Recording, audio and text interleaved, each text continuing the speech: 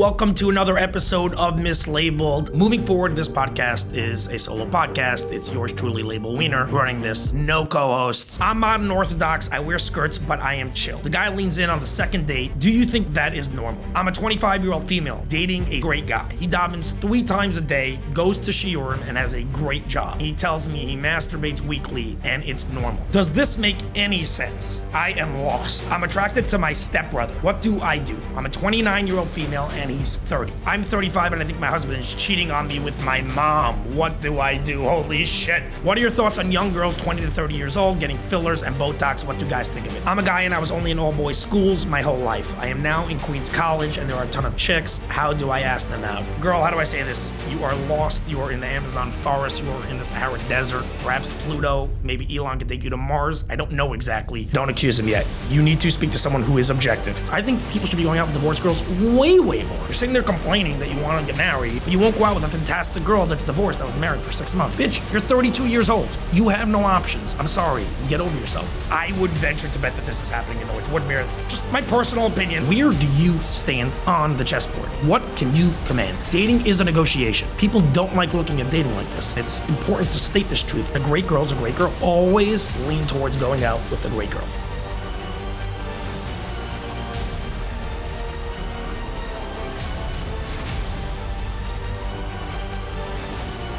All right, everybody, welcome to another episode of Mislaibeled. A lot to get to, but before we do, if you could kindly like, subscribe, and comment, it would mean the world.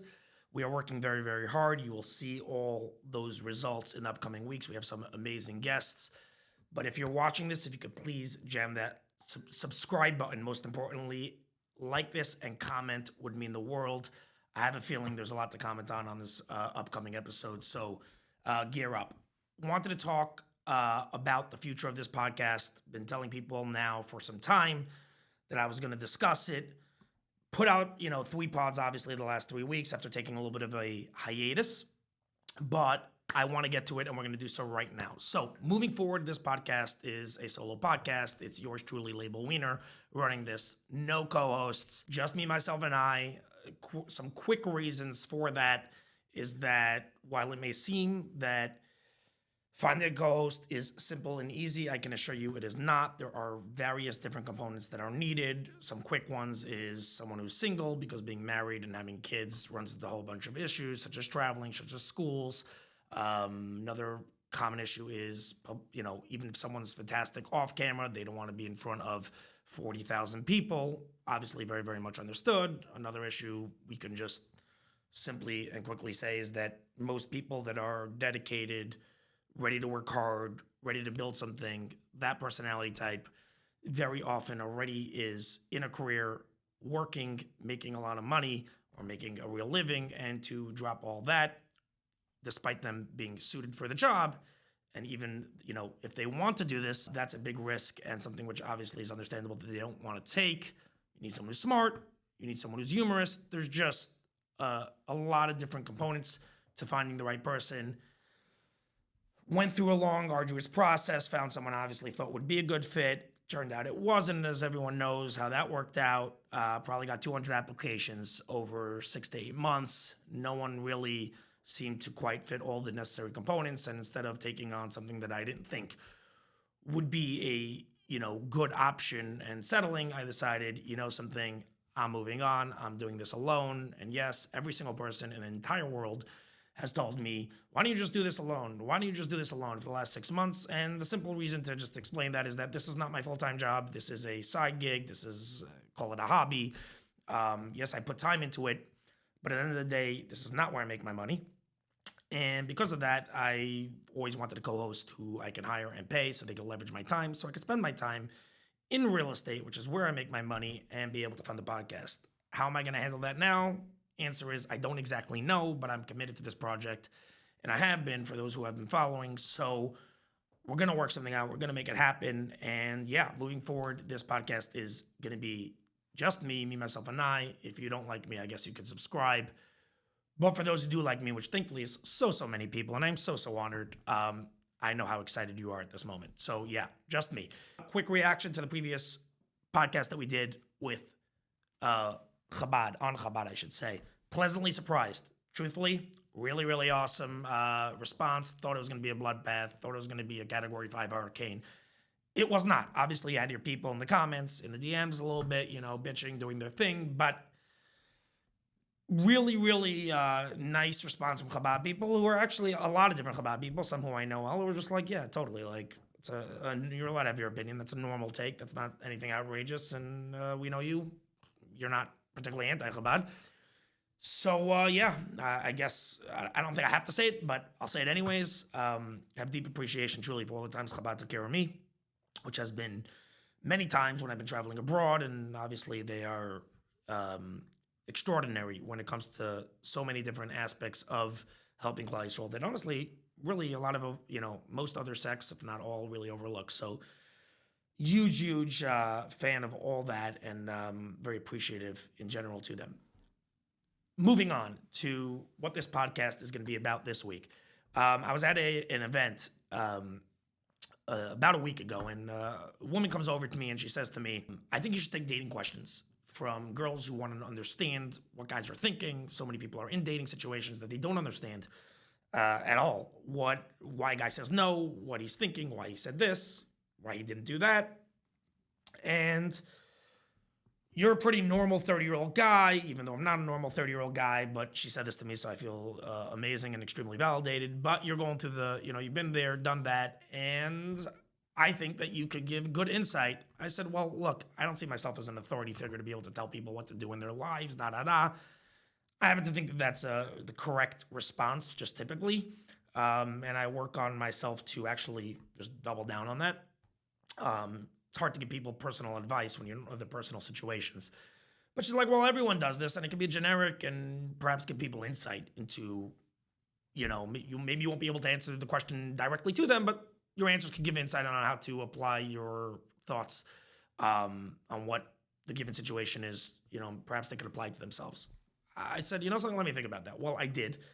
And I like this idea. I think it could be helpful. And I decided, something, let's try it. Let's see how it goes. I think it's going to be entertaining. I think it's going to be fun. In fact, I should say I know it's going to be entertaining. And I know it will be fun. Whether or not appreciated, I can't answer that question. We'll have to see in the comment section by the time we're done with this.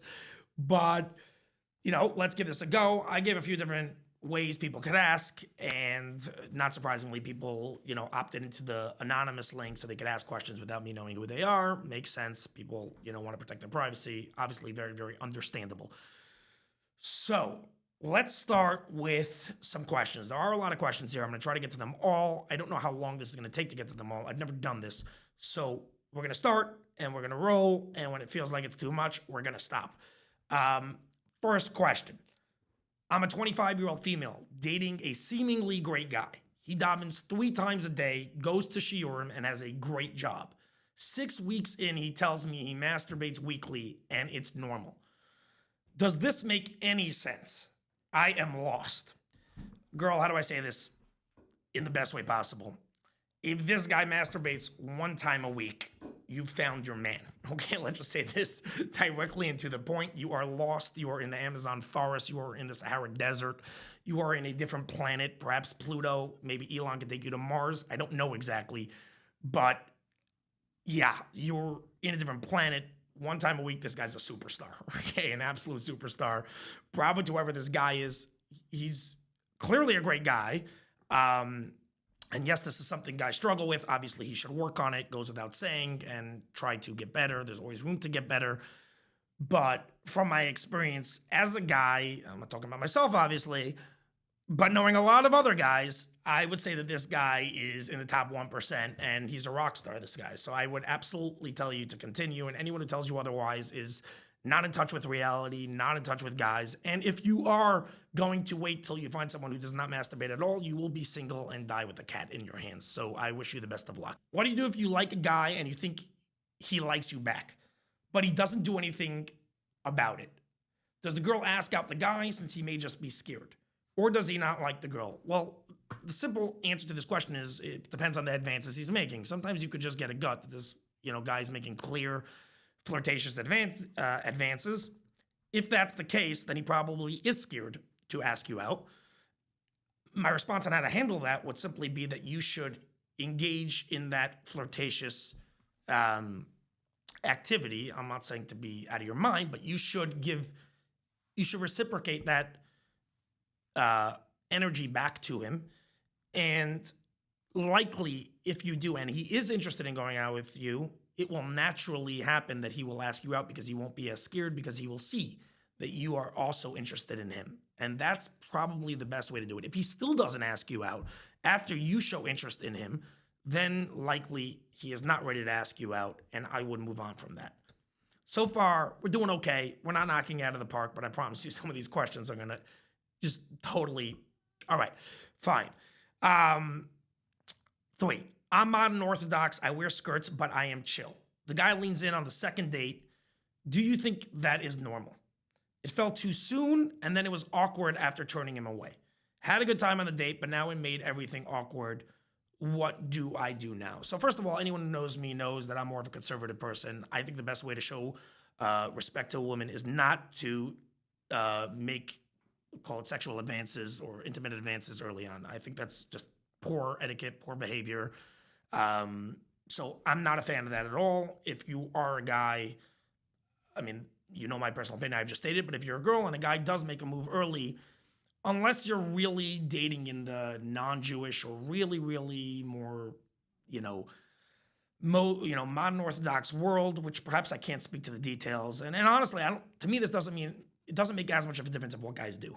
To me, I'm not as concerned with that as much as I'm concerned about what is appropriate. So if a guy's making a move on you to make out with you, okay, as opposed to just give you, I don't know, maybe a kiss on the cheek before, when he drops you off, that's something that, to me at least, I don't see the need for it. If someone is very, very serious about getting married and someone is someone that you should want to get married to, I think that could wait a little bit more time. I don't see why, if someone is serious about marriage and wants to get to know you in a real way and not get clouded by sexuality, I don't see the purpose in making a move on a woman early on. Personally, that is something for concern. Next question. Are you open? So this person was asking this question to me, which is an interesting thing. I wasn't going to discuss this, but I actually thought it was a good question because I think there's what to be said on this. Are you open to a girl who's abolished tshuva, who has been frum for the last 10 years? I get all these types of questions. Are you open to a girl who's done this, who's this type of person, that type of person, etc.? Personally, what I think is that the best way to approach dating, if you're someone who is trying to get married, especially if you're someone who is a little bit older. When you're younger, okay, you have the ability to you're able to afford yourself the ability to play your cards a little bit more. You'll get more dates, you're still young, you have more time, etc. People a lot of times do not like to think of dating as a chess game or as a transactional idea in any component. Well, I'm sorry to be honest with you, but you're wrong. There very much is a chessboard in play, and there very much is a quote-unquote transactional component to it. What do I mean by that? Well, it's very simple. If you're 22, your ability to get resumes in and guys being interested in you are significantly higher than, say, if you're 28. Well, that means that affords you the ability to make certain decisions when you're 22 and say no to certain guys and pick and choose your spots and what you want a lot more than if you're 28. If you're 28, your options are less. So you do have to understand where you stand in the world at large. And there is a component, I don't want to call it a business component because people freak out when you say that, but there is a component 100% to knowing where you are in the world and where you stand. And this is a large, I think, reason why people stay single is because they're operating at 28, 29, 30 as they were when they're 22. And really the only thing they should really be focused on when they're 28, 29 is marrying a good guy, like a really good guy. Obviously, if you're frum, you want the guy to be frum. But if you're someone who's yeshivish and you are 29, 30 and you're still gunning for a super yeshivish guy and it's not working, I would tell you the reason why you're single is because you should be opening up your horizons and finding a guy that is frum, perhaps not yeshivish, but someone who is focused on their Judaism and wants to grow and is keeping the basics, but maybe isn't yeshivish, but will be a great guy, provide for you, treat you really, really well, and you'll be able to build a beautiful life with, because ultimately that's what really, really matters. Marrying a yeshivish guy who looks like he is what you want, but he doesn't have innate character traits that are ones that will really lend themselves to a fantastic relationship and something that will really make you happen, is a futile thing. Why would you even pay attention to that? So if you're 22, you could go for both. You could go for someone who's yeshivish and has all those qualities. But if you're 28, 29, as I was saying earlier, you cannot afford yourself that ability. So if you're super yeshivish, and you're only looking for a yeshivish guy and you don't want to open up your mindset to someone who's from but not yeshivish, then I think that that's likely the reason why you will probably remain single. I mean, maybe you could find someone, but you're limiting your options and you are not giving yourself the best shot at all of getting married. And it's highly likely that you are caring about stupid things.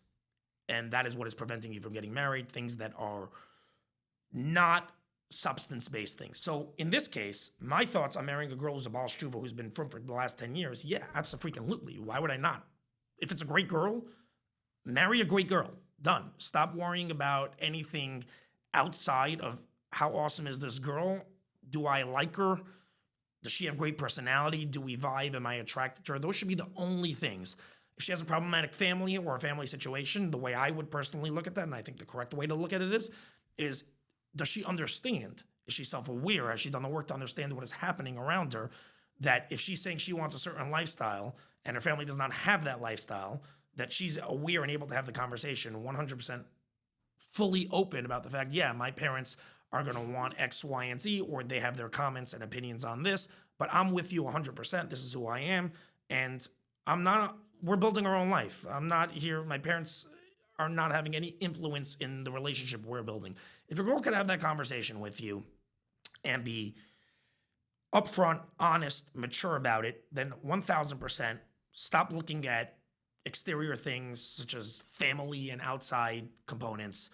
You're building a relationship with the girl. You're not building a relationship with the family or the parents. So I would 100% go out with that. And in general, I'm extremely liberal and a big believer on dating a great girl, no matter what the background is, no matter what the situation is. If she's awesome, that will make you happy and you will love her and she will love you and you can build a beautiful home, 1000% always go for it. Stop getting caught up and hung up on stupidities. At least what I think is stupidities. Okay, next. I'm in my mid-20s. Haven't gotten a date in over a year. I have a great personality. I am super fun. Do you think it is due to the shidduch crisis, perhaps my trauma, or being heavier than the average size 0 Beis Yaakov girl? Okay, so first of all, let's just go through a couple things. Number one, I don't know your trauma, so I can't speak to that. I don't know how that's affected you, how it's playing out in your life. Are you codependent because of your trauma? Are you desperate because of your trauma? Is that showing through while you're dating guys? So I can't really speak to that at all. So we'll have to put that to the side. As far as, is it due to the shidduch crisis? No, absolutely not. The shidduch crisis, in my opinion, is for the most part a made-up thing. And even if you want to argue that it's not a made-up thing, there is actually no real ability for it to change the outcome of your life. Relying on Rabbanim, or what I like to call it, the establishment, to solve the shidduch crisis and thereby solve your problems is effectively relying on the government in order to solve, your inability to make money and support yourself. They're not coming to save you. No one cares about you as much as you care about yourself. And relying on someone outside of yourself rather than developing who you are is always a poor idea. Relying on, anything outside of yourself, assuming that someone's going to come and save you, in my opinion, poor idea. As far as the average, the way you wrote this is, maybe it's because I'm heavier than the average size 0 Beis Yaakov girl. Well, that's a very, very difficult statement to respond to, because are you a size 22 or are you a size 6? I don't know the answer to that question, or 8, or whatever it is. Honestly, I don't even know girl sizes. I'm not an expert in any of that. But the point is, it depends how heavy you are. If you are extremely heavy, yes, it could absolutely be because of that. I will say one thing that I've always said is that a lot of times girls will not, will be single when they're older. And a lot of times the reasons why they're single, and this applies to guys also, but in this particular case, we're talking about women, is because they have all these ridiculous demands and things that they want that are not particularly and specifically relevant to the outcome of a great relationship. And they're focused on all those things, that are not super important. And as I was talking about earlier, And the one thing I have always said is that what's excluded from this is that if a girl is not particularly attractive, that's something that is a very, very tough thing. And that could easily, no matter how open minded of a girl you are, if you happen to be someone who is not very attractive, unfortunately, that a lot of times makes it extremely difficult. And yes, there are guys, a lot of guys, who will say no. And you can have a tremendous difficulty with that because of those looks. In my opinion, the way I would deal with that personally is I would focus on your strong points. I would focus on personality. Like, guys love great personalities. If you have a good personality and you're working not just on your personality, but also who you are as a person, your own self-esteem, whether that be therapy or however you want to do it, and you're not coming from a place of insecurity, if you are working on those things, that really, really shines through.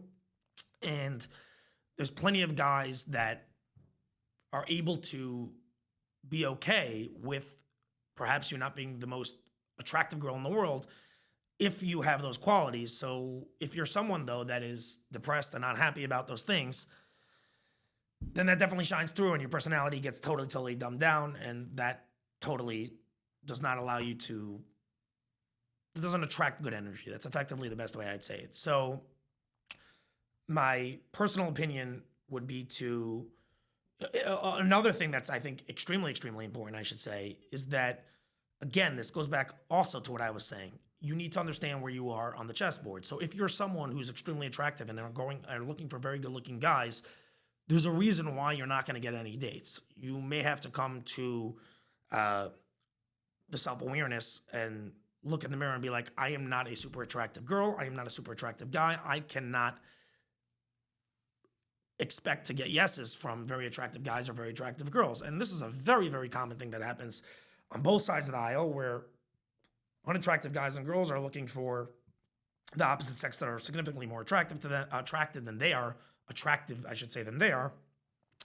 And because of this, they consistently get no's because they don't want to settle, likely because of their own self-esteem on both sides. They don't want to settle and aim for people that are within their league. That's the simplest way of putting it. And if you're someone who's extremely unattractive, the likelihood is you're going to have to go out with a guy that's extremely unattractive, and vice versa. That's just how it is. And if you want to be, and the great part is that you could still be extremely happy and extremely satisfied in a great relationship with someone who is in your league. There's no reason why you can't be, because ultimately, at the end of the day, relationships aren't just about looks. There's a host of far more things that are more important than just those, just looks. So that is a huge, huge component. I kind of feel, I don't know obviously who's asking this question, but I kind of feel that if you are aiming for guys that are in your league, you likely will get more dates. And if you're not, you need to ask yourself, why am I aiming for guys that are not in my league at all and expecting them to say yes? And you have to be ready and willing to hear that. And that is an extremely, extremely difficult thing. There is no question about that. That's a tough, tough pill to swallow. But at the end of the day, the facts are the facts. For as long as you avoid the facts and the situation, it just keeps on going, and the unhappiness and the pain often keeps on going. Acceptance, most of the time, brings joy and happiness. Lack of acceptance brings pain. So that's what I would say. All right, next. I'm a guy and I was only in all boys schools my whole life. I am now in Queens College and there are a ton of chicks. How do I ask them out? Great question. Something that I dealt with significantly myself when I was younger. Thank God I'm an absolute rock star now, so no problems. But let's roll right into this one. The simplest way to do this is personality, humor. Humor, fun. I'm not a believer of becoming friends with girls, but if you want to ask out women, you need to develop rapport first. They need to find your personality attractive even before they find you attractive. You like your looks. You gotta let it flow naturally, and you gotta become friends. But do not stay in that friend space too long, because then you will enter the friend zone. Get it to the point where you could have a texting relationship back and forth. It's funny. You could joke via text. You could joke in person, whatever it is. And then, without being too intense about it and getting all awkward and just being like, can I take you out for coffee, and making it this whole official thing, you could just go within the flow. Want to grab coffee Sunday morning? What are you up to Sunday? Want to grab a coffee? Something much more relaxed. I personally find that text helps this a lot because you're able to like not be as awkward because you're not as worried about getting rejected directly to your face. That's personally what I find.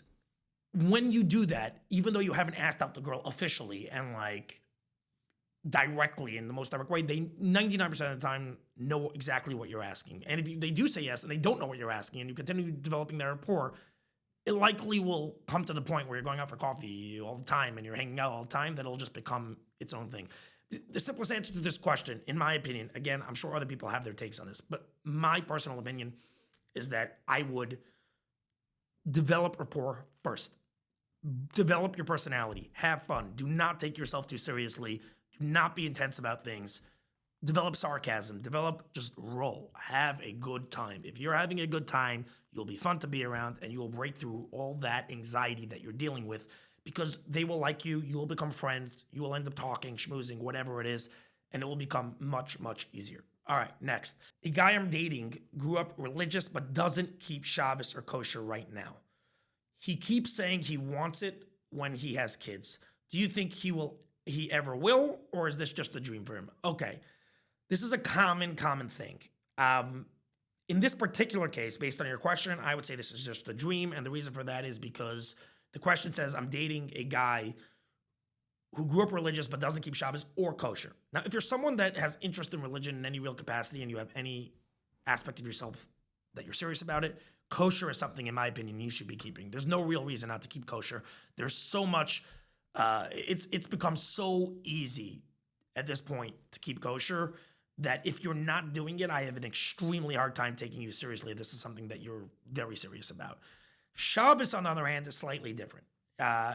You could be a guy who's single, who's, 24, 25, whatever it is, and I don't know, the shul system didn't work out, you're maybe not living at home, you have anxiety, you have all sorts of whatever it is, and therefore you use your phone on Shabbos or whatever it is, right? That I could see someone who is in that space, who is working through their stuff, and that's a huge component of this. You gotta understand the guy. You gotta spend time with the person, understanding truthfully their heart, their sincerity, their drive, their willingness to put, the effort into things. Like, do they want this? Do they want this and this is something they're struggling with and this is difficult for them? Or do they say they want it, but it doesn't transform into anything else in their lives? A good way of figuring this out is in the other areas of their life when they say they want things, do they do those things? So if a guy says, I really want to make money, right?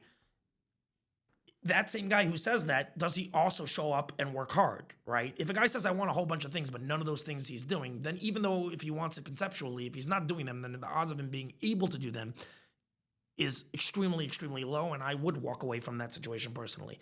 If the person puts his money where his mouth is in other areas of their life and executes on other areas, but this is something that is difficult for them, I do think it's possible, and I very, very much... Again, this is very based on the particular situation, but I would speak to other people about it that are knowledgeable of the situation, that are able to give good advice. But I do think in a situation like that, the person puts their money where their mouth is, they're sincere in all areas of their life and executes on those in other areas. And Shabbos just happens to be that super difficult thing that they have a hard time with. That could be something which they could rectify, perhaps with the relationship and when they, are in a better environment, in an easier environment. And I have seen that happen. But you really, really need to know the person. That's a very, very big component to this. And you need to understand who they are. And likely, by the way, if this is someone who you believe can do it or think can do it, if you love this person for their sincerity, there's a strong chance that they'll be able to do this, or at least be able to get to that place where they'll do it. I do believe that. But the way a lot of times you're able to pick that up is because there's an aspect of the person that you love that's based on their sincerity. That's a strong point of how you figure out, at least in my opinion, of how serious this person is. Because if you don't in general feel they're sincere, then them just saying it is just the words. That's my basic take. But in this particular question, not keeping kosher is like, to me, that's a basic. If someone's not keeping kosher, I have a hard time understanding where any action is to believe that he's all of a sudden going to change that. Okay, I'm 25, was yeshivish, but weigh 250, and I am 5'3". I got 3 first dates in my life. Why are guys in the secular world able to appreciate my figure while in the frum world won't even give me a chance? Going to end religion or jump soon. I can't do this anymore. I'm trying to lose weight, obviously, but that's not part of the question. I chose to speak about this because to me this is a very straightforward answer. Stop being religious and date guys that aren't religious. I don't even understand the question. You're someone who I'm reading this and is clearly in extreme pain. If the options that you're giving of I will be depressed and unhappy and potentially will commit suicide and just the worst outcomes in the world are possible unless I marry someone who's not religious, right? I don't see what really the question is. Go marry someone that's going to make you happy. And likely with a happy relationship, you'll have the ability to recover emotionally and be able to perhaps re-engage with religion. At this point, the way this is seeming, the resentment for religion is becoming so extreme that you're not giving yourself a chance. Judaism is, and I mean, who am I to give like a whole opinion, honestly, on like this? But like, I just don't think like Judaism is not perfection. If this is what's necessary for you to do at this time to be able to bring any happiness into your life and to be able to grow as a person in every other area, okay, so that's what's necessary. That's your avoda in this world right now. Like, that's what you have to do. And sitting there and losing your self-esteem over and over and over, day after day, and wanting to commit suicide is go date the person that's going to love you. Simple as that. Yeah, obviously, I would say to keep it Jewish. There's no difference between a secular and Jewish person. I just find someone Jewish. If they're not religious, date the person. You deserve it. You deserve someone who's going to love you, appreciate you, be attracted to you. Don't see the question there. I think it's an open shut case. All right, next. I'm attracted to my stepbrother. What do I do? I'm a 29-year-old female and he's 30. Our parents got married 3 years ago. Help. Date the guy. Who cares? You didn't know this guy until 3 years ago. It's not like you grew up with him and he was in your house and your parents were, he became your stepbrother when you were 3 years old. You met this guy 3 years ago. Who cares? Get over it. I don't see this at all. There are industries you could go into as well for this. This is fantastic. Tremendous opportunities from this relationship. I'm not hinting to anything at all, obviously. I'm just saying there's what to be done here. But seriously speaking, I would absolutely date this person. You know this person for 5 minutes. If your parents didn't get married 36 months ago, you'd be dating this guy. So why not? Who cares? I'm 35 and I think my husband is cheating on me with my mom. What do I do? Holy shit. Oh my God. Okay. This is a doozy. I didn't expect this one. Okay. First of all, I would say simply put, don't accuse him yet. You need to speak to someone who is objective. You need to speak probably to a therapist, probably to a Rav. Truthfully speaking, you need to build a coalition greater than the Knesset. And you need to put together a top team of attorneys, of therapists, and Rabbanim. I'm talking about no less than 250 people. And you need to get them in a room and lock the door and try to figure out what the hell is going on and how you should proceed. Do not proceed on your own because that will just blow things up. This is way above my radar. Personally, I would venture to bet that this is happening in North Woodmere. That's just my personal opinion. That's what I would say. That's where I think it's happening. If I had to bet, that's just my thing. I'm not saying for sure. Open to hearing other things, but North Woodmere has totally been winning the absolute Olympics when it comes to this stuff. So congrats to North Woodmere. I am curious where this is going on. But again, biggest team, top therapists, top attorneys, top Rabbanim, a convention. Take out the Hilton. Just make it happen. Do your thing. Moving on. What are your thoughts on young girls 20 to 30 years old getting fillers and Botox? What do guys think of it? Okay, so I think I'm in my own category in this. Personally, unless it's a minimal amount of Botox and fillers, I personally am very turned off. I don't like girls who are overly Botoxed up and all this crap. It's too much of a focus on looks. To me, it shows a level of insecurity. I understand everyone is doing it. I get it. To me, what I find attractive is someone who is much less inclined to this stuff. Obviously, you could do a little bit, whatever, no problem. It's a little bit to me is like makeup. Once it starts going over a certain threshold, to me, it becomes way too much. There are many guys that would say to me, your lips could look like whatever. Personally, for me, that is not attractive. Obviously, if you're in a relationship and there's a specific thing, your spouse wants, okay, fine. So, evaluate it and make a decision from there. But just the overall idea of nowadays, everyone just doing an insane amount of work, it's not my vibe at all. I'm not into it. I like just attractive girls who are secure with who they are and just are comfortable in their own skin and don't need to go put on a limitless amount of makeup in order to not even makeup, but just, beauty work in order to make themselves look good. My opinion, I'm sure the guys would disagree. Personally, not my thing. All right. What is a normal age gap for a couple? I am 20 years old, but my family, friends, and Shachanim tell me I'm crazy for wanting a guy that is 26 to 30, even though I am currently 20. I just can't deal with these immature guys. 100%. I think you're in the right. 1,000%. Family, friends, and Shachanim want you to get married for their own reasons many, many times. Okay. They can even look you straight in the face and tell you, no, it's for you. No, it's for you. And deny what I'm saying.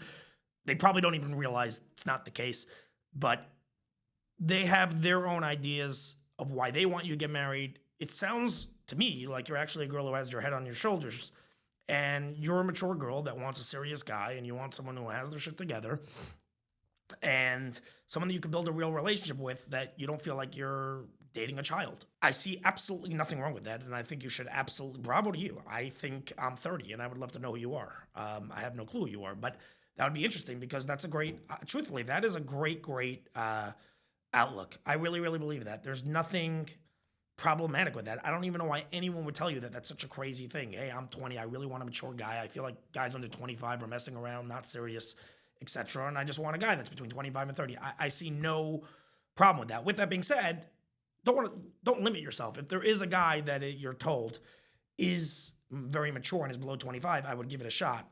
A lot of times I found when I was younger that I wanted to date more mature girls.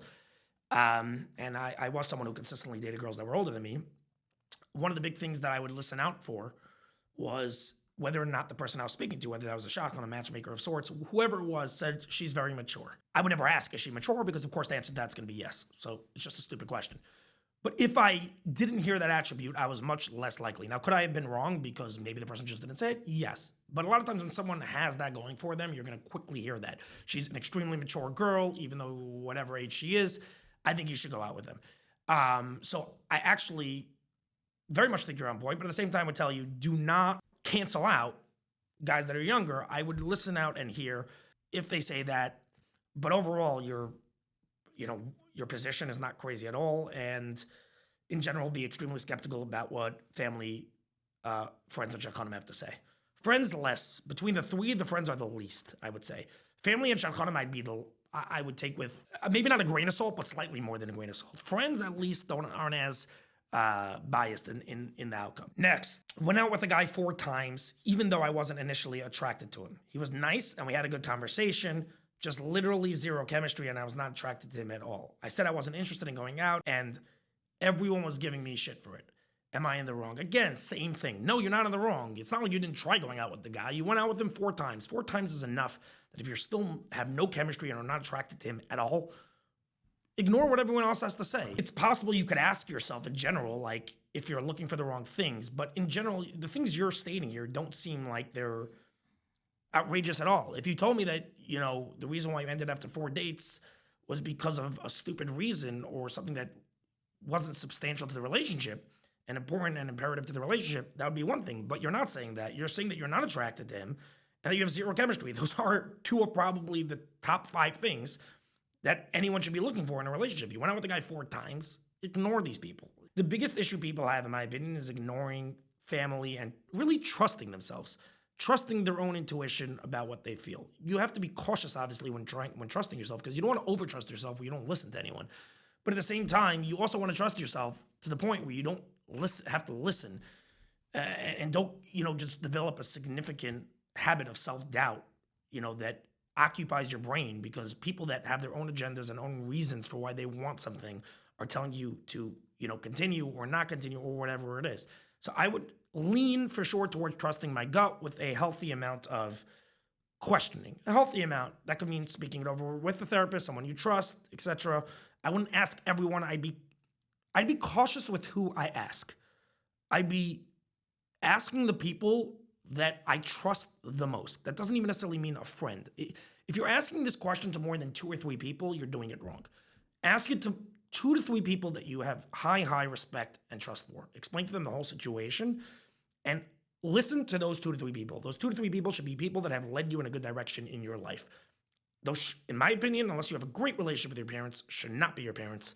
Unless you have a great relationship with a friend that you, not just a great relationship, that's a false way of saying it, a friend that you think has an intellect and a approach on life that you see as having wisdom to it. That's a friend you should approach. Otherwise, I wouldn't even ask a friend. I would ask an outside factor. And if you don't have that, go get one. Go find a therapist that you like. And if you don't like the therapist, go find another one. That's a whole different conversation. But if you don't find the person is giving you real insight and is helping you get clarity and moving your life forward, and that you come out of the conversation with a level of, clarity towards the next step that you want to take, then the person's not the right person. That's really what it comes down to. That's how I would handle this. Next question. A girl dated one of my friends 3 years ago for 4 months. Do you think I need to ask my friend for permission before giving it a go? Okay, this is a great question. I've heard this before. I've seen it happen before. And this happens often. This is something that happens often. So first of all, it depends what situation you're in. If you're in the shidduch world, this is not really a question. That's the truth, because it's a given that just because you dated someone in the shidduch world, even if it's a friend, you can go out with the person. I assume this question is coming from someone that's not. It was a non-shidduch date, and is someone that, frequents girls more often. Okay, let's say. So in this situation, the way I would handle it is, number one, it depends how close of a friend the person is to you. If you're not super close friends with the person, I don't think you'd even need to say anything. If you are decently friendly with the person to the point that you're speaking to them, let's just say once a month, right? And you have some sort of friendship with the person, and you feel, this is really what it comes down to, and you feel that the person is going to potentially be upset about it, right? And it's going to bother the person. And the reason why you don't want to say anything is because you're concerned of it, right? Of telling them, because they may say no. And that's the best indicator of whether or not the person, whether or not you should say something. In that scenario, the way I would handle it is I would tell a friend, hey, this came up. I really want to go out with this girl. I know you dated the girl, but truthfully, I really want to go out. It didn't work out. I would like to ask your permission if I could please go out with the girl. That's how I would handle it. Okay, now, any normal guy, if you were upfront, honest, expressed that this is something you really want, and they haven't been dating the girl for 3 years, should say yes. That's what a normal guy would say. He'd be like, sure, I want the best for you. It didn't work out for me. Go out with the guy, especially if there's no chance of it happening. Despite the guy maybe even thinking there's a chance of it happening. But yes, that's how I would handle it. Now, if the guy still says no, honestly, I'd probably wait 2 or 3 weeks. This is the truth. I would wait 2 or 3 weeks or a week or two, and I would message the person. I thought it over. I spoken to people. Go speak to people if you want, but I would just write, I thought it over. I respect the hell out of you. But at the end of the day, this is something I want, and I will, of course, do this respectfully, 100%. But I do want to go out with this girl, and I do plan on moving forward with going out with this girl, because I think that this is something that is the right decision. That's basically what I would do. That would be my response. I don't think someone who hasn't dated the girl for 3 years, because they had a prior relationship with the girl, now holds ownership of this girl, and you can never, ever go out. A good friend would always want you to go out with a girl and, be happy and figure something out, especially if they haven't dated the girl in 3 years. And if the friend is not, then first of all, I question, how good of a friend is it? To me, it's a friend that I wouldn't want to have. Why would they say no? To me, that doesn't make any sense. If it was 3 months later, okay, maybe give the guy a break, give him 5 minutes. But overall, the way I would handle it is I would ask to show respect. And if the person, for whatever reason, said no, first of all, evaluate your friendship with the person. How much do they really care about you and want what's good for you and what you want? And if they, are saying no, I would quite honestly wait a week, speak it over probably with a couple people. To me, I think most people would agree with this position. And then I would just tell them, nicely, respectfully, not here to hurt you in any way, but this is something that I, think has real potential. And therefore, I do want to go out with this girl, and I, do plan to try to pursue this. That's what I would do. Next question. What are your thoughts on girls that are single and dating who have nice designer items, expensive jewelry, and watches? Do men find that intimidating and feel that they can't/won't be able to keep up with that lifestyle and feel like they need to provide all these things to this girl?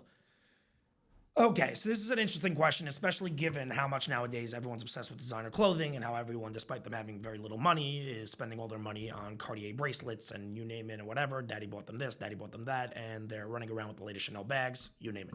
So this is actually a great question because it's extremely applicable nowadays. The shortest answer to this is that it depends on the girl. What do I mean? Is this girl, two different people could be wearing the same thing and it could come across totally different, right?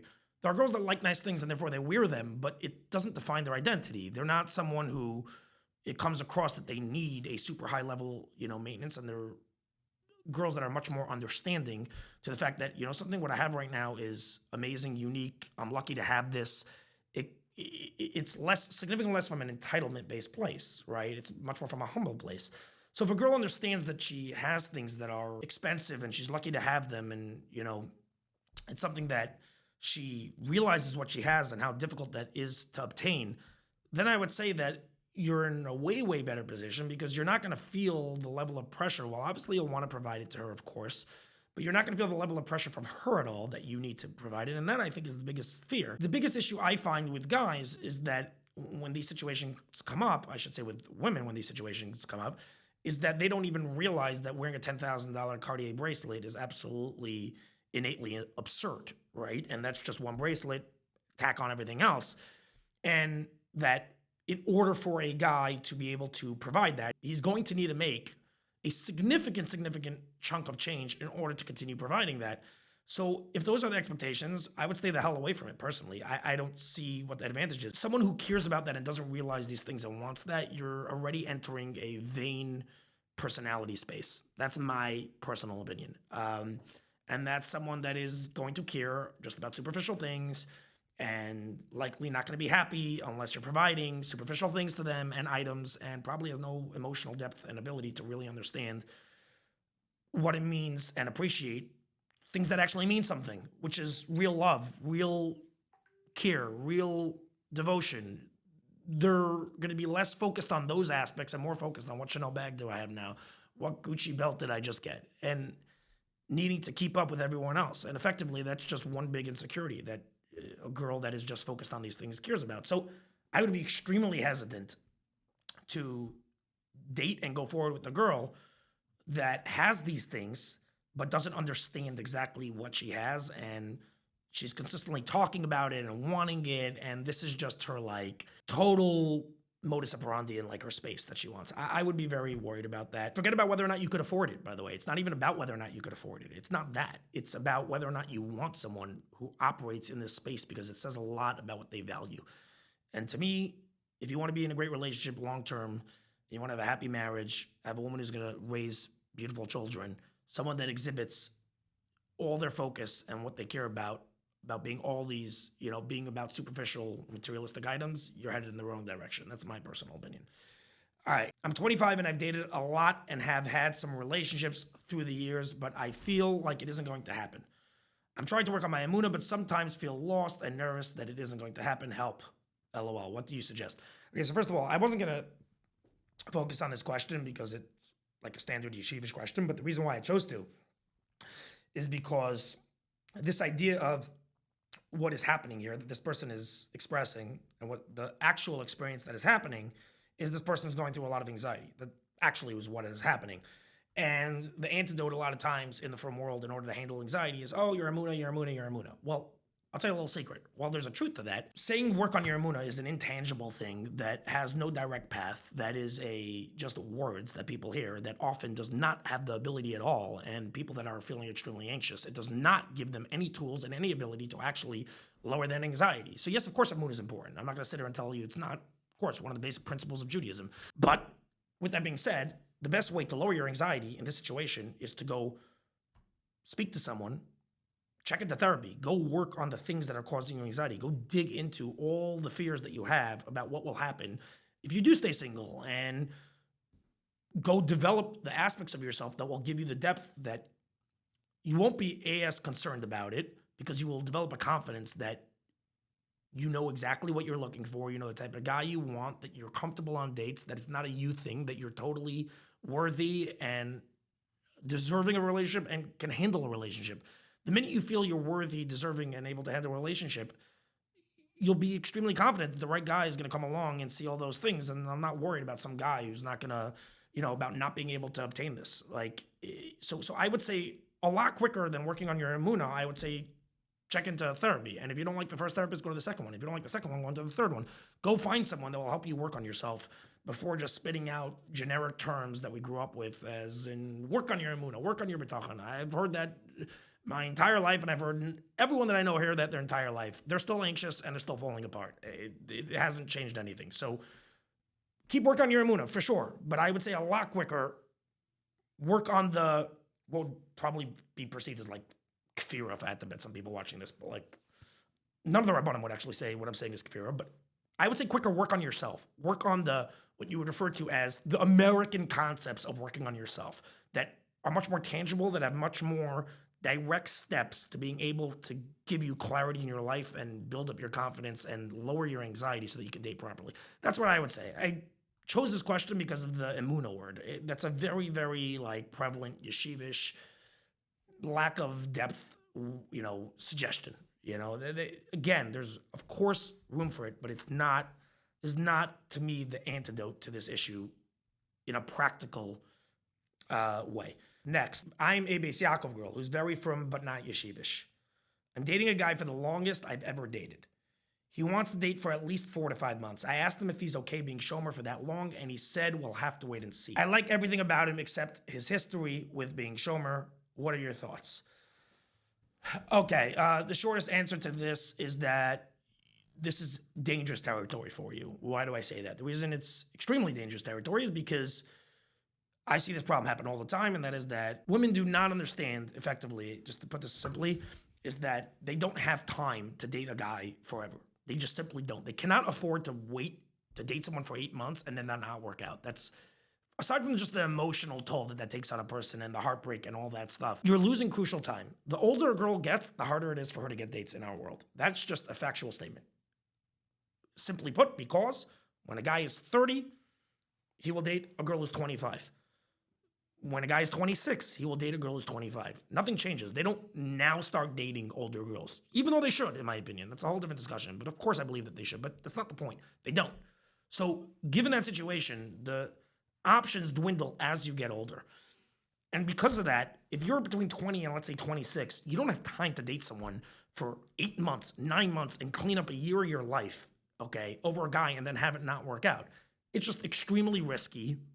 It takes a tremendous emotional toll, and you just waste it. I know too many girls who have spent 12 to 24 months dating a guy in crucial time periods of their life at 25 years old, only to wake up at 27, 28 years old, have broken up with the guy, and now dating a guy that they want, or a normal guy, is significantly more difficult because they spent 3 years where they could have exited at 3-4 months. Instead, they held on to this hope and let it go and go and go, and they could have dated another 10 guys and potentially found the right guy for them, but they stayed in this relationship that never ever ended, and it's just, most of the times, a toxic relationship. I've always been a firm believer that no person needs more than, outside of very, very unique circumstances, does not need more than max 4 months to make a decision on who to date, on if whether or not they're going to marry someone. So in this case, right, he wants to date for at least 4 to 5 months. I would be very wary about this. And he's not sure if he's okay being shomer for that long. To me, the answer is very simple. I'll give you 4 months to make a decision. Done. That's the answer. And you need to be willing to be shomer. Again, if that's a priority to you, then he needs to be willing to be shomer for 4 months. But I would not give this guy an endless amount of time, no matter how much you like him. Again, I don't know the ages here, so it's slightly different, but I presume this question is coming from someone who's a little bit older, probably over 25. Endless relationships are like endless wars. They never end. It's always a disaster typically. The risk is too high. There's no government to put in place afterwards. It just never works. There's too many problematic. The downside is too great for a girl to afford a relationship, in my opinion, that's more than 4 months. You want to tell me 6 months? Maybe. But in this case, where a guy's not even sure that he's willing to commit to you to be shomer for the 4 to 5 months that he's saying he's willing to date, something sounds a little bit off right now. Like he's not committal to even respecting something that's very, very important to you. Forget about the timing that you're asking for. And 4 months is very reasonable. So I would put a hard line on it. I'm comfortable dating 4 months. Again, this is asking, not knowing a lot, but this would be my basic answer. I would tell him, I'm comfortable dating 4 months. That's my basic timeline. I want to be shomer for those 4 months. If you want to date, well, in this case, that wouldn't work, right? But if you want to not be shomer, no problem. I want to get engaged sooner. That should be the answer. I'm any guy that is not respectful. If you're someone who's from and cares about shomer, and someone is directly not respectful of that, not respectful, but doesn't, to a certain extent, doesn't respect that. That's a very central thing that's clearly important to you, and doesn't respect that, and doesn't want to work within those confines. I think that's very, very difficult. Now, he could play his hand, so to speak, and hope that by month 3 you'll like him enough, and you'll be willing to walk away from it. But again, that's if a guy is saying that he doesn't even know and that he wants to date for 5 months, I just think that there's something problematic there, and I'd put the hammer down. 4 months. I want to be shomer. We could get married quicker if you want to not be shomer. All right. I'm a Beis Yaakov girl who's dating in the yeshivish world, who's having a hard time as a result of choosing medicine as a career.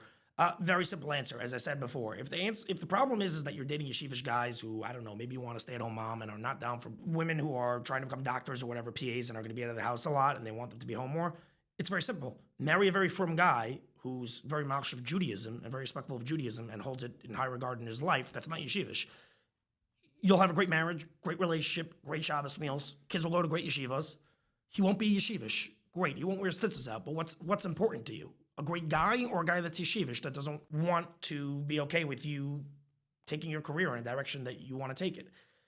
Marry a great guy. And a guy should marry a great girl. Obviously, you need certain things to be in place. And that's why I'm saying if a guy is frum and he's, really frum, then what's the issue? Like the yeshivish part, there's plenty of very frum guys that have a tremendous focus on Judaism and do their, daven, etc., the whole 9 yards, who are totally okay with a guy that is, with a woman that's going into medicine. There's plenty of those people. So go date that guy. Stop looking for some yeshivish guy that's going to make you, I don't know, feel good when you walk into your parents' house or something. Again, that's just caring what someone else thinks. There's no practical difference. That doesn't mean he's keeping less halachos. That doesn't mean he's doing anything less. Is he keeping basic Mishnah Berurah Shulchan Aruch? Good. Go out with him if that's the issue and find a great guy who you're going to love who's going to take care of you. All right. I'm a Litvish girl who's dating a Chabad guy. Is it worth making... Oh, Chabad again. Here we go. I'm going to get killed for this one probably. Is it worth making life adjustments to make it work? Everything is great besides that aspect. Well, the short answer is that it depends how intensive a Chabad guy he is. If you're a Litvish person and you're dating a Chabad guy who's a Mashiachist, you're going to have a major, major problem. It's not going to work. There's Chabad guys on all sorts of the spectrum. Some are less intense about it. Some are more intense about it. I would say that my initial inclination would be to try to make it work. You really like this guy. That would be my first thing. But this is a difficult space, and I would ask also what your level of conviction is towards being Litvish, or if you're just more going the run and you happen to be Litvish versus having particular opinions on it. If you're more run-of-the-mill and you don't care as much and it's just the way you grew up, well then, okay, why is it as big of a deal to switch over to something else? With that being said, there are obviously things about it, so if you are concerned, I would say that it depends how intense Chabad the person is. If the person is pretty open-minded and is not like locked in 1,000% to Chabad, to every single thing, let's just say, right? A good way of knowing this would be ask them about the tefillin opinion that I had. If they sit there and tell you, absolutely put on tefillin every single place, every single where, I personally would be concerned. I would think that that's someone who's very locked into their opinion, and you're going to have a big time a very difficult time when it comes to someone being flexible. And you do need flexibility in a situation like this. You need someone who's not extreme. If you're Litvish and you want to date an extreme Chabad person, it's gonna be a disaster. In my opinion, it'd be extremely difficult, especially if there are things that you already know is just like too intense for you. So that would be my personal opinion on that. Okay, Hey, Label, how would you feel personally about a girl who would want to be a stay-at-home mom and raise her kids? Would you be okay with it? I get this question all freaking day. Will you be okay with your wife working? Blah, blah, blah. The answer is very, very straightforward. Again, some of these things to me, I just have a hard time understanding why they're questions, and everyone asks them. To me, it's just a straight line. There are certain things that you should care about in a relationship and certain things you should not care about. So to me, one of the central things in a relationship is the only thing you really, really should care about in a relationship as far as when you're in one is your wife happy? That's just like the first step.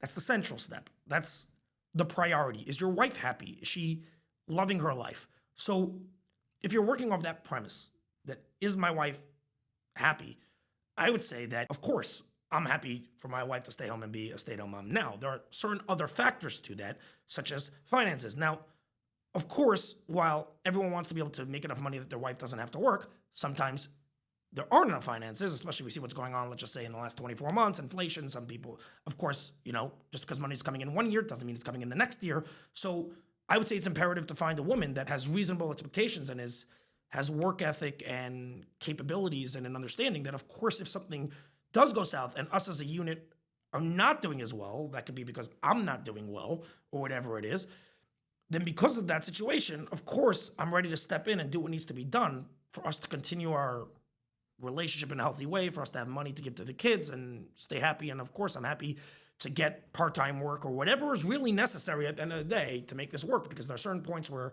one spouse will have things going for them and can handle, a tremendous burden while the other one can't, and vice versa. So both parties have to be able to be flexible with that and understanding to that. So if a girl says, I want to be a stay-at-home mom, and she's the type that she just wants to sit on a couch and go to Very Juice and go to Crawford's and do absolutely nothing, and if things are falling apart, she's not even, the idea of her going to work and getting a job to make, $40K to help the family is like unthinkable to her. Yeah, I would never go near that girl. That's someone who's just delusional and is probably buying Gucci belts and is probably, cares about, probably putting Botox and fillers in their, all over themselves. That type of person, I would stay away from. They often go together. If my wife cannot work and can be happy and be productive, which is the second component, which I didn't get to yet, but we'll just jump into that. In general, it's good for someone to just be somewhat productive. That doesn't mean you even have to work. I know people that their husbands make a lot of money, but they're involved in helping the community in a variety of different ways. So yeah, they're primarily taking care of the home, taking care of the kids, etc., because they have 5 kids or whatever it is. But 3-4 hours a day, they're occupied with doing things outside of just themselves. They're relaxing with their day, but they're spending time helping the school that their kids go to. They're spending time, volunteering for an organization, right? They're doing something productive. So again, step 1, I want my wife to be happy. That's all everyone should want. It's also good to be productive, and it's also good to marry someone who understands what it means to be in a relationship and that things aren't always perfect. So if I have enough money, and if someone has enough money that they can always support their wife, yeah, be a stay-at-home mom. Just be productive. That's all, because it's good to be productive as a person. Sometimes less, sometimes more. If I don't have enough money at that moment, or the family grows, or whatever it is, and we don't have the funds, it's a difficult 2, 3, 4, 5 years, yeah, of course, I want someone who's willing to step to the plate and help the relationship, because we're a unit. That's I think what everyone's focus should be, is making their wives happy and giving them everything that they want. Everything. So, but you should marry someone that wants something that makes sense and wants something that's going to be meaningful and be something more than just themselves, right? And be rewarding outside of just themselves and focused outside of just themselves. That's how I would label this. No pun intended. Okay, that is the basic run through of the questions I have. I got like 9,000 of these, literally 9,000. But that's the basic rundown of these questions. So my way in general, I've said this before on previous podcasts, it's come up, the girls pod, whatever. My way in general of how and I think, honestly, I think people should look at it this way, because I think it holds weight. I think it's not even my opinion. It's others that I've learned from other people. But my way of looking at relationships, dating, the whole gamut surrounding that is, what is the healthy, reasonable, normal way to see life and see things? Now you might say, what does normal mean? There is a spectrum for normalcy. There is a spectrum for people that are operating within normal, healthy, open-minded, reasonable ways. And I would say that all these questions of like, there was another question that I saw, should I date a girl who I really like, but she's divorced and has a kid? Well, again, I start with the idea that a great girl is a great girl. Always lean towards going out with a great girl. That girl will make you happy. That girl will help you build a great family, be an amazing mother to your children. That's the default position where it starts. Now, of course, other things do come into play. So in this case, for example, but the main point I should just add quickly is that default position always makes me lean towards going out. But the default, the piece I would just add, on top of that is, like, let's say in this case, the most important thing about divorce, I think people should be going out with divorced girls way, way more. The idea, first of all, if a girl has no kids, I hear people say, but she's divorced. Bitch, you're 32 years old. You have no options. I'm sorry. Like, stop complaining that you're single when you won't go out with a great girl who you definitively know, obviously this is part of it, that she wasn't the issue in the relationship, right? You're sitting there complaining that you want to get married or whatever and saying that, but you won't go out with a fantastic girl that's divorced that was married for 6 months. Like, get over yourself. To me, those are stupid things, especially if the girl's a great family and the girl's a great girl. Again, do you want to have a great relationship and marry a great girl, or do you want, I don't know, that when you get engaged, everyone could say that you didn't get engaged to a divorced girl? To me, that's just stupid. I don't see, it doesn't make sense to me. Like, after 5 minutes, you'll be married, and aside from the fact that who gives a damn what anyone thinks, you'll be married, and it'll literally be so far gone that the person was never even divorced. So I hear these questions all the time. Even with a kid, it's the same thing. Again, it does depend where you are on the chessboard, as I say, because there is an aspect to this. What can you command? People don't like looking at dating like this, but it's the truth, and it's important to state this truth because, truthfully, I believe it'll help people. Where do you stand on the chessboard? What can you command? Dating is a negotiation. Sorry for being honest with you. What can you command? If you are 22 years old and straight out of BMG or straight out of wherever, out of Yale, and you have a law degree or a medical degree from Yale, or you are the top guy in BMG, you don't need to not even settle. You don't need to go out of that because you could get whatever you want. So if you're not comfortable with something, why go out with that thing? But there's a certain point where when you're older, you lose those abilities, and people in their brains forget this or don't want to believe this and don't want to acknowledge this. So they stay where they were at 22 and still want to command those same things. I would just simply say that you need to know where you are on the chessboard. What can you command? What can you negotiate? And yes, if a girl's divorced and you're 28, go out with her. Even if a girl's divorced that has a kid or two. Okay, fine. You don't want to marry a girl with 3, 4 kids. I get that. That's a lot to take on right away. But even a kid or two, I understand that that's difficult, but there's definitely people who will just shut it down, despite the fact that they have the financial ability to do it or whatever, but they'll shut it down just because, oh, she's divorced with 2 kids, or something like that, without even recognizing this girl can make you super happy. She's amazing. She's everything you're looking for. The biggest issue I do want to say, and any hesitation I've ever had with dating divorced girls with children, has only been the fact that there's an ex involved. That is a big component, because you end up being a part and parcel of that child's life and them growing up, and you're a father figure to that child, and you should be, as if it were your own. And because of that, you now have a ex-husband that is involved really forever with what has sort of become your child's life. And of course, then there's custody battles, and your wife is upset, and now you have to be her defender, and now you have to get involved. So there is a big component to that. So you need to look into the ex, how problematic is he, etc. And that is something that's difficult. There's no question. And that, I think, happens to be a very fair concern. But at the end of the day, outside of that reason, like, why not? If you're serious about getting married and you want to marry a great girl, then stop coming up with all your dumb reasons, honestly. Sorry to be honest with you, about things that have no relevance to the minute you get married about how it's going to play out in your relationship. Done. Is she a great girl or not? That's the focus.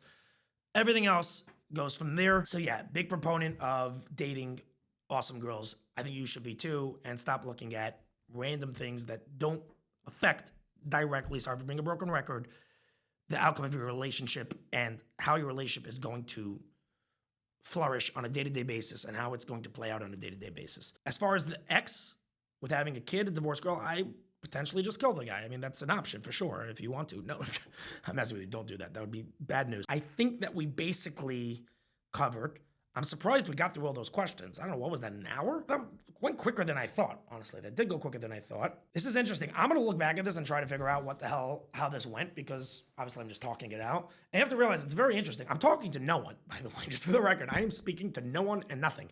So I'm looking at the camera and just talking. It's a very, very unique experience. They say Rush Limbaugh, the fact that he, for 3 hours straight, did this, talking to a camera for, I don't know, 30, 40 years straight is like, it's pretty weird. It's really, really weird.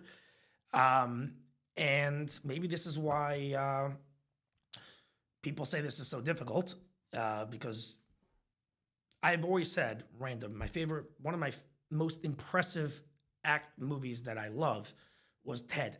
And the reason why I love it is because the acting by not Matt Damon, what's his name?